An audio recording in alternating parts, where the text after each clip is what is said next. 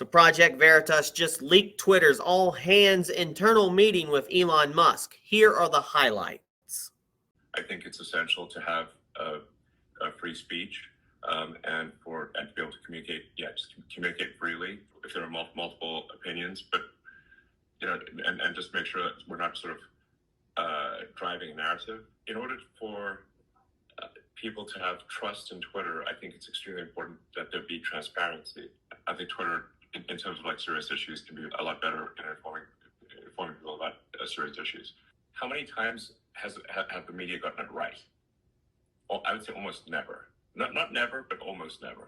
Can we talk briefly about your political views? Well, my political views, I think, are moderate. I'm in favor of moderate politics. But allowing people who have relatively extreme views to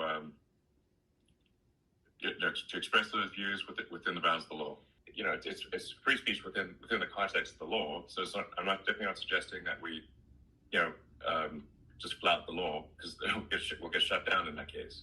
And I think there's also there's freedom of speech and freedom of reach. So I think people should be allowed to say, pretty outrageous things that are within the bounds of the law, but then they don't, it doesn't get amplified. It doesn't get, a ton of reach. I think an important goal for Twitter would be to try to include as much of the country, as much of the world as possible. So the things that I've said about Twitter, I think need to happen in order for it to be, to really go to the next level. I mean, I think the potential is there for Twitter to have be accessible to an order of magnitude more people. Let's say the far left 10% and far right 10% were equally upset on Twitter, then that would probably be a good outcome. The standard is much more than not offending people. The standard should be that they're very entertained and informed.